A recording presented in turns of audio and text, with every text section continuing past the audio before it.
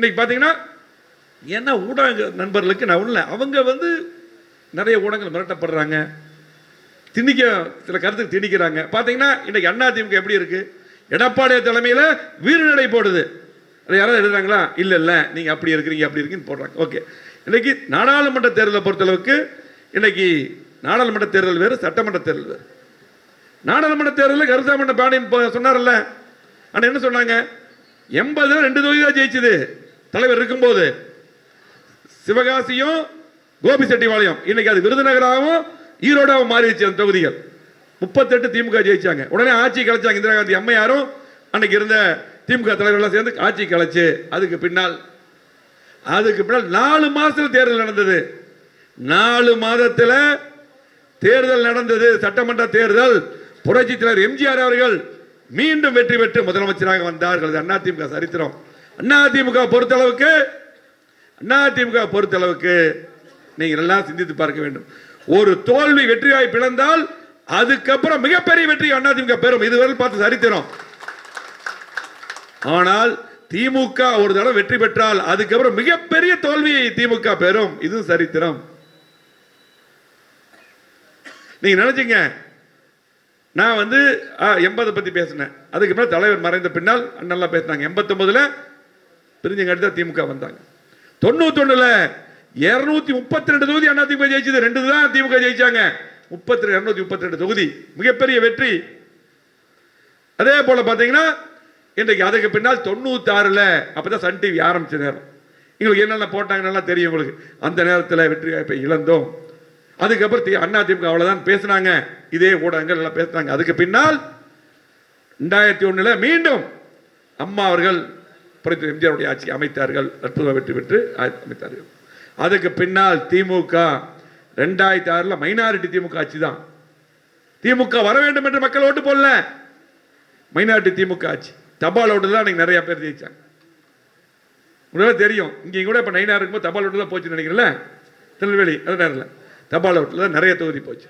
அதுக்கு பின்னால் பார்த்தீங்கன்னா 2010 ஒரு இடைத்தேர்தல் நடந்தது. பெண்ணகர் எல்லாம் வந்திருப்பாங்க. பெண்ணகர் இடைத்தேர்தல். அந்த தேர்தலில் இடைத்தேர்தல் திமுக என்ன பண்ணுவாங்க தெரியும். திமுக முதல்ல ஜெயிச்சாங்க, 2வது பாமக, 3வது அதிமுக. அப்போ மூக்க அலையர்களாக சொன்னாங்க அதிமுக அவ்வளவுதான் அழிஞ்சிருச்சுனாங்க. அதுக்கு பின்னால் தான் கோயம்புத்தூர் செம்மொழி மாநாடு நடந்தது.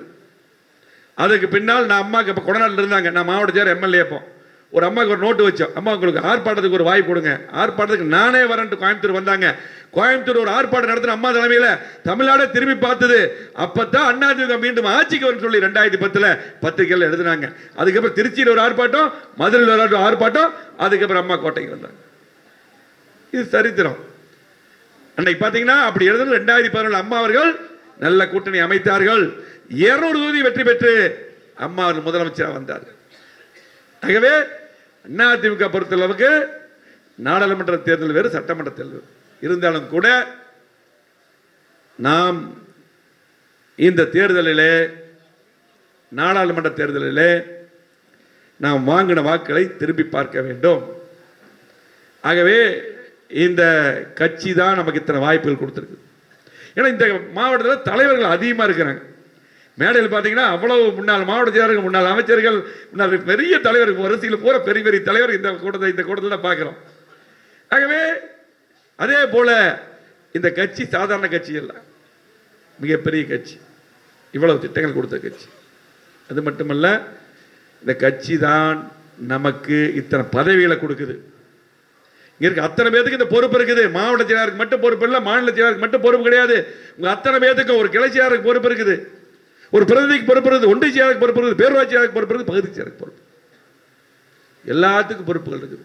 இந்த கட்சியில் ஒரு கிளை செயலாளராக பெருமை. தந்தை காலத்தில் நாங்கள் பார்த்துக்கிறோம். ஒரு கிளை செயலாளர் பிரதிநிதிக்கே பெரிய போட்டி இருக்கும், மிகப்பெரிய போட்டி இருக்கும் அந்த பதவிக்கு வர்றதுக்கு. இந்த கட்சியில் அந்த எந்த பதவி இருந்தாலும் பெருமை. அந்த பதவியை இந்த கட்சி கொடுக்குது. இந்த கட்சிக்கு நம்ம விசுவாசமா இருக்கணும். 2011 அம்மா அவர்கள் முதலமைச்சர் ஆகும் பொழுது பெரிய கூட்டணி, அன்னைக்கு தேமுதிக பல்வேறு கூட்டணிகள் இருந்தாங்க. அதுக்கு பின்னால் உள்ளாட்சி தேர்தல் வந்தது. அப்பெல்லாம் அமைச்சர் உள்ளாட்சி தேர்தல் வரும்பொழுது அம்மா எல்லா கூட்டணியும் சொல்லிட்டாங்க, நாங்கள் நம்ம அன்போட பிரிஞ்சுக்கலாம், டீசெண்டாக நம்ம பிரிஞ்சுக்கலாம், எங்களுடைய தொண்டர்களுக்கு நிர்வாகிகளுக்கு நான் வாய்ப்பு கொடுக்கணும். உள்ளாட்சியில் நாங்கள் தனியாக போட்டி போட்டு சொல்லி எல்லா கட்சியை விட்டு பெரிய கூட்டணி விட்டு தனியாக தான் அன்றைக்கி அதிமுக நிற்குது. எல்லாம் உங்களுக்கு ஞாபகம் இருக்கும்.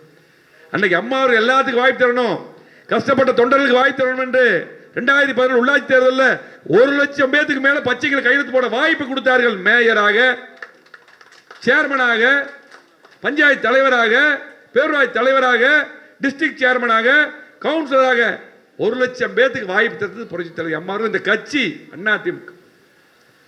அதுக்கு பின்னால் கூட்டுறவு சங்க தேர்தல் வந்தது. கூட்டுறவு சங்க தேர்தல் எப்பவுமே திமுக காங்கிரஸ் தான் வருவாங்க. அந்த 2017 அம்மா அவர்கள் 2,00,000 பேத்துக்கு மேல வாய்ப்பு கொடுத்தாங்க. பச்சைகள் கையெழுத்து போடுற வாய்ப்பை கொடுத்தது புரட்சி தலைவர் அம்மா அவர்கள். எல்லாம் அதிமுக வந்தாங்க. 10 வருஷம் தொடர்ந்து எடப்பாடியே வந்து வாய்ப்பு கொடுத்தார். இந்த அதிமுக கொடுத்தது அதை மறக்க கூடாது. அதுக்கு நம்ம விசுவாசமா இருக்கணும். இன்னைக்கு நாங்க இருக்கிறேன்னா நான் ஒரு மாவட்ட செயலாளர், தலைமை செயலாளர், நான் இருக்கிற இடத்துல ஒரு பூத் இருக்கும். எந்த சூழ்நிலை வந்தாலும், நாடாளுமன்ற தேர்தலாக இருந்தாலும் சரி, கூட்டணி இருந்தாலும் இல்லாட்டியும் அந்த பூத்தில் அந்த பகுதியில் நான் தான் ரோடு போட்டிருப்பேன், பைப் போட்டு கொடுத்துருப்பேன், நல்லது இடத்துக்கு போயிருப்பேன். அந்த பூத்தில் அதிகமான ஓட்டுகள் வாங்க வேண்டும். இப்போ நீங்கள் இருக்கிறீங்கன்னா ஒரு தலைவர் இருக்கிறீங்க, அதே போல் பார்த்தீங்கன்னா இன்னைக்கு மாவட்ட பொறுப்பு இருக்கு, சார்பணி பொறுப்பு இருக்கு, கலைச்சர் உங்கள் பூத்தில் சொந்த பூத்தில் அதிகமான ஓட்டு வாங்கி தரணும். நல்லது இடத்துக்கு நீங்கள் தான் பார்த்துருப்பீங்க. ஆகவே அதில் கவனமாக இருக்கணும். நம்ம அதில் கவனமாக இருந்தாலே இந்த மாதிரி சரிவு வராது. இந்த மாதிரி சரிவு வராது. அதுக்கு தான் இன்னைக்கு நாங்கள் வந்திருக்கிறோம். நமக்குள்ள இருக்கிற பிரச்சனையெல்லாம் மறந்துட்டு ஒற்றுமையாக இருக்கணும். ஒற்றுமை இருந்தால் நம்ம வீழ்த்துறதுக்கு ஆளே கிடையாது.